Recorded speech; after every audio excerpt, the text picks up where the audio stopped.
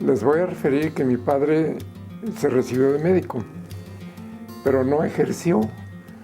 Eso le ocurrió al inicio del movimiento armado revolucionario. Mi papá se fue unos 3 meses simplemente a funcionar como médico de guerra, ¿no? Cuando regresó se dedicó a otras cosas, pero siempre se quedó frustrado. Y quizá para compensar esa frustración, a mí me inculcó la idea de que le gustaría que yo hubiera sido médico, ¿no? Entonces lo acepté, pero condicionado a que si no me gustaba, pues escogía otra carrera, ¿no? Pero así me inicié como médico. Yo nací con una vocación muy especial para hacer cosas con las manos. Por ejemplo, de pequeño, como yo viví siempre en la Colonia del Valle y había muy poquitas casas en ese entonces allá, pues los terrenos eran grandes y no contaba uno con servicios de mantenimiento adecuados, próximos, expeditos, rápidos. Las personas que vivían ahí, pues yo me imagino que como en el caso de mi padre, debían tener elementos básicos para componer cosas de plomería, de carpintería, de electricidad, ¿verdad? Y entonces en mi casa había eso, un pequeño taller ahí donde yo pasaba las vacaciones feliz de la vida haciendo cosas con las manos. A lo mejor pude haber sido también dibujante o pintor o fundamentalmente escultor, porque eso me gustaba mucho, ¿no? Por eso es que decidí, en el caso de que yo fuera médico, escoger algo que implicara el hacer cosas con las manos, como era la cirugía. Y eso fue lo que me orientó a ser cirujano. El maestro que más me impresionara, no hay muchos en toda mi carrera y en toda mi vida, pues tiene la figura de una persona muy responsable, muy cumplida, muy puntual, exigente y a la vez justa, ¿verdad? Y uno trata por ende también de copiar esa figura cuando le llega el momento de ser a su vez maestro, ¿no? El maestro Subirán, que era el director del entonces pabellón y después hospital de enfermedades de la nutrición, pues era una persona que una vez que a mí se me admitió como médico de base, muy exigente desde el punto de vista de que todos los médicos de base que trabajáramos ahí deberíamos de ser investigadores, por lo menos investigadores clínicos, profesores, ¿verdad? Y ejercer la especialidad para el cual nos habíamos contratado, ¿no? A mí me tocó ser maestro de gastroenterología. Después de haber sido alumno de gastroenterología y haber tomado un curso de posgrado en gastroenterología con registro universitario que duraba 2 años. En 1956, yo tuve la oportunidad de pasar 1 año en la Clínica Legge de la ciudad de Boston. Cuando me fui, yo practicaba la medicina y la cirugía general sobre todo, de acuerdo con un concepto que ha venido cambiando a partir de entonces. El cirujano general hacía lo más que podía en la cavidad abdominal, el cuello, y en el hospital también hacíamos con cierta frecuencia amputación de extremidades, sobre todo inferiores, como consecuencia de los trastornos provocados por la diabetes. Veíamos muchos diabéticos. Pero en Estados Unidos, después de pasar 1 año allá, yo llegué con la idea de, al regresar a México, para demostrar que mi estancia en los Estados Unidos fue suficientemente rendidora desde el punto de vista de aprovechamiento, yo debo de llegar a México sabiendo hacer algo que los demás no hagan, ¿verdad? Eso me forzó, digamos, intelectualmente a escoger una subespecialidad que me permitiera destacar. Y así regresé con la idea de practicar más que ningún otro cirugía de páncreas. que todavía no se establecía en México como una especialidad. Me costó trabajo imponerla en mi institución y a partir de 1964, que mi hospital atravesó por una pequeña crisis que muchos no advirtieron, hablando con el director, el doctor Salvador Subirán, 2 compañeros más y yo, lo convencimos de que hiciera jefaturas de áreas.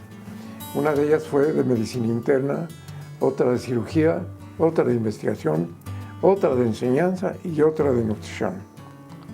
Y a mí me escogió para que jefaturara la de cirugía.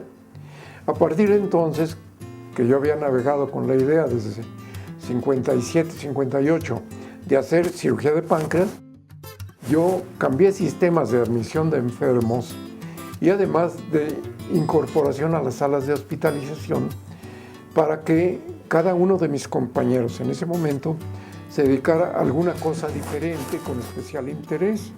La sobreespecialización consiste en que cada quien haga mucho más cosas sobre cada vez menos cosas, ¿no? Entonces, ampliar la especialización a profundidad, pero no en extensión. Y yo implanté eso que a partir de entonces se ha venido persiguiendo hasta en la actualidad, pues dar frutos muy provechosos, porque ahora hay gente que se dedica a esófago, gente que se dedica a hígado y vías biliares, gente que se dedica a páncreas, a colon y recto, a cirugía vascular, por ejemplo, ¿verdad? Y eso es bueno para una ciudad muy grande y para un hospital que se llama de tercer nivel, a donde se atienden los problemas más complicados de la cirugía. Es lo que se hace actualmente en mi hospital. Bueno, en realidad el primer trasplante de órganos se efectuó sobre los riñones. Y los primeros se efectuaron en 1964 en el Centro Médico Nacional por un grupo de cirujanos y de urólogos. El primer trasplante de riñón yo lo llevé a cabo en nutrición de una hermana del paciente. Y poco tiempo después sí considero que ahí, y yo mismo, llevé a cabo el primer trasplante de cadáver en nutrición. En realidad todavía se llevan a cabo más trasplantes de órganos que son donados por familiares principalmente de los enfermos que padecen de insuficiencia renal terminal. Pero la tendencia en todas partes del mundo es que esos trasplantes se lleven a cabo de órganos cadavéricos. La disponibilidad de órganos cadavéricos en México ha sido difícil. Por ejemplo, es mucho más abundante la disposición de órganos cadavéricos en España. En segundo lugar, en Estados Unidos. Existe la cultura de la donación de órganos y se llevan a cabo con mucho más facilidad que entre nosotros. Ese ha sido un tropiezo que se ha venido venciendo paulatinamente a través del tiempo. Otros retos yo considero que son los mismos que en cualquier otro país avanzado del mundo, ¿verdad? Como son el de la prevención de enfermedades y el manejo de las enfermedades neoplásicas. Un reto que constantemente estamos enfrentando también es el de reconocer nosotros como médicos y los familiares de los pacientes graves. También es hasta dónde terminó nuestra esfera de acción. Yo creo que es muy importante que una gente siga una vocación, en primer lugar, y no que elija una carrera para hacer dinero. Eso quizá dentro de otros ámbitos es válido, ¿verdad? Y me refiero principalmente a los administrativos. o a los legales que tengan relación con ellos, ¿verdad? Como por ejemplo sí, licenciado en economía o gentes que establecen negocios y los dirigen, ¿no? Pero dentro de la carrera de la medicina no se vale eso. Primero que nada, que uno ame aquello a lo que se dedica, ¿verdad?